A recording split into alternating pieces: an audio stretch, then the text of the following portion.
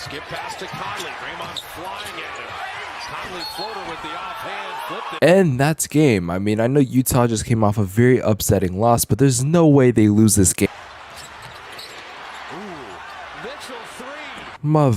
After blowing a 25-point lead to the LA Clippers about 4 days ago, the Utah Jazz decided to blow another 18-point lead. In the words of Donovan Mitchell, it's the same shit over and over and over again. And he's not wrong. Utah goes through the same thing every single year and we're seeing no progression. Every year, it seems like Utah is one of the top seeds and we always think, okay, they're gonna be a contender. Utah then wins the first round and it's in the second round where they fold and they show their true colors. It seems like every regular season we come with the belief that Utah is going to fight to win a championship. However, they never do and they fall so short. It's insane to me. I would say the more crazier part about it is that this team has so much potential. Their roster is amazing. They have everything you need. They have a superstar. They have a good dominant big that can play that co-star role. They have young talent and they also have some vets. They have really good bench depth, so much so that Jordan Clarkson won 6th Man of the Year because of it. In today's video, we need to talk about the Utah Jazz because the way they've been playing lately is just not good. On top of that, there's a lot of rumors going on that Donovan Mitchell could be leaving the Utah Jazz and be on a new team by the end of next season. Of course, before I get into the content, you guys can leave a like on this video and subscribe to the channel if you're new and notifications on. I'm trying to hit 100,000 subscribers on this channel by the end of the year, and your subscription would be greatly appreciated. And with all that being said, run that intro.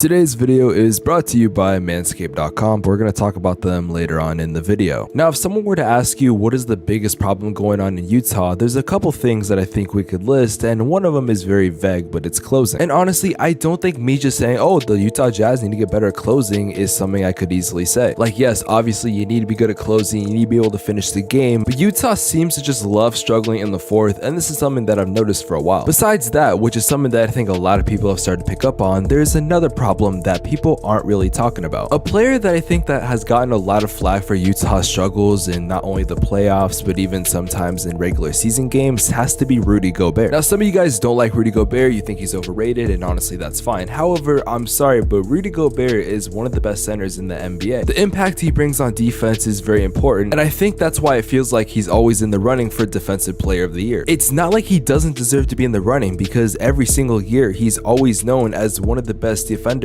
when it comes to inside the paint. Rudy Gobert this season is averaging 15.3 points per game, which to some people you might be saying, oh, for a top center in the NBA, shouldn't he have more? Well, notice how I haven't really brought up his offense. I mainly have been talking about his defense because not only is he good at rebounding the ball, but he's good at, like I said, inside stuff like blocking shots and other things of that nature. So no, Rudy Gobert really doesn't have that big of a role when it comes to the offense. When it comes to Quinn Snyder's offense, he likes to have a lot of jump shots being taken, and when it comes to driving, it's not exactly his top priority. And if you couldn't tell, Rudy Gobert isn't going to go out there shooting 30-foot jumpers. You're going to catch Rudy Gobert taking those 5-foot and under shots. The reason I bring up Rudy Gobert and his role in the offense is because a lot of people have said, oh, he doesn't make an impact on offense, and while that might be true to an extent, it's not exactly his fault. I'm going to show you a clip from last night's game, and you tell me what's wrong with it. Right here, we have Mike Conley. Now, we have Rudy Gobert in the paint. We have Donovan Mitchell out in the perimeter. Now, Klay Thompson is a good defender, don't get me wrong. However, he's not stopping 7-foot-plus Rudy Gobert. Utah didn't score that many points during this time period, so getting a quick 2 would be good for momentum, plus it would tie the game. But what did Mike Conley do? Mitchell gets Porter switched out on him. Shot clock at 7. Donovan Mitchell assessing things. And just like that, it's a missed shot, Golden State ball. What about the following possession? Mitchell. Again, right here, we see Donovan Mitchell with the ball. We have Conley on the left side. We have Bogdan Bogdanovic on the right side. Gobert is once again in the paint with Klay Thompson guarding him. And if you care enough, we have Royce O'Neal. Seems like he's going to be heading for a wing 3. At first glance, it looks like he's going to pass it to Bogdan. However, we all know the smart move would be to give it to Rudy. Even if Gobert doesn't take this layup, you're going to have Royce open because someone's going to come to try to take down Gobert. They think it's going to be an automatic bucket, as it should be. So what do you think they do on this play? They're trying to shoot, they just can't make them.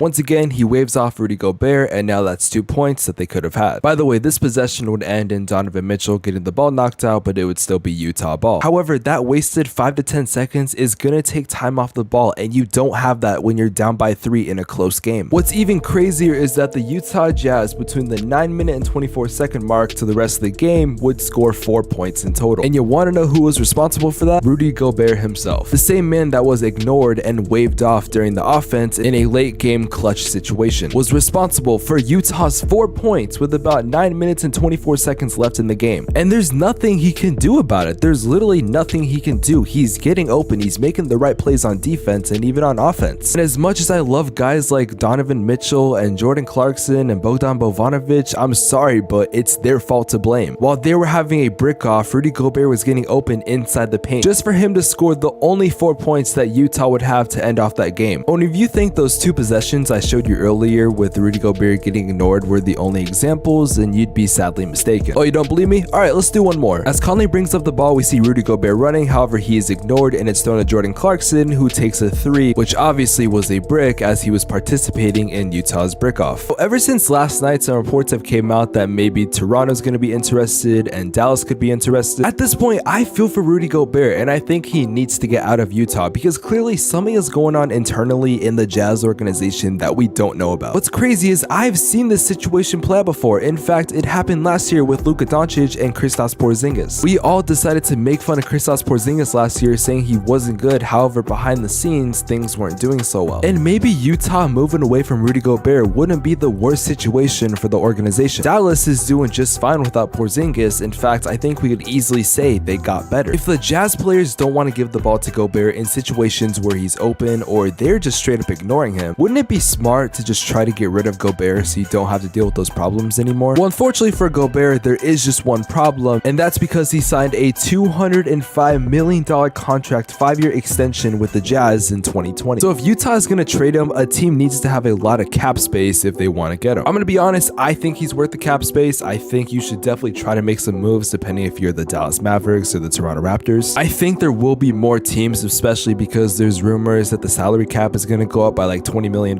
It's definitely going to be interesting to see if they can move Gobert, which again, I would say would be the right decision for both the organization and Rudy Gobert himself. Utah getting rid of him would open up the opportunity for that team to develop a little bit more, maybe get a center that can somewhat shoot, and that way Quinn Snyder can run his 3-point offense, because it seems like they don't prioritize getting to the rim as well as not feeding the guy in the paint, which if you can't tell is Rudy Gobert's only form of offense. And if you move Rudy Gobert to a different team, he could definitely thrive a lot better. They can use his defensive ability and maybe he'll be able to actually score more in the paint. Like I did mention with the contract, it might be a little bit difficult. However, I think this is the one thing setting back the Utah Jazz. And let me just say for the record, I know Rudy Gobert is not the most perfect player. I'm not saying he's the only flaw with Utah. For example, Quinn Snyder having Rudy Gobert in a fucking drop coverage with Klay Thompson and a team full of shooters is ridiculous. On top of him letting his team take a lot of threes when they just weren't hitting anything. Now before I end the video, let's hear a quick word from today's sponsor. Today's video is brought to you by Manscaped.com, the #1 brand for men's grooming and hygiene products. Manscaped is my personal choice when it comes to men's grooming products, and I think you're gonna like their Lawnmower 4.0, which is the product that I use most from them, which includes a 7,000 RPM and skin-safe technology. It also does help reduce the risk of nicks and cuts. Now, if you don't want to be like the Lakers and stink like balls, then I would recommend you use their ball deodorant. And I'm not gonna lie, it's actually my favorite product out of all of them. I've been using Manscaped for the past 5 months, and I gotta say, I'm very impressed with their products, and honestly, they're very simple to use. Now, if you guys plan on buying anything from Manscaped.com, then make sure you guys go to the link in the description below, or just go to Manscaped.com and use code Spex. If you use code Spex, you get a 20% off discount plus international free shipping. I would also like to let you guys know that in April, it is going to be National Testicular Cancer Awareness Month, and Manscaped is going to be doing a lot of things during April to hopefully help out with this cause. Thank you to Manscaped for sponsoring this video, and guys, your balls will thank you. I think Utah is going to lose in either the first or second round if they don't get what's going on figured out, because if Gobert's going to stay in Utah and him and Mitchell don't get things figured out and the whole team as a whole just doesn't communicate, then Utah is going to be a disappointment every single season like they've been for the past couple years.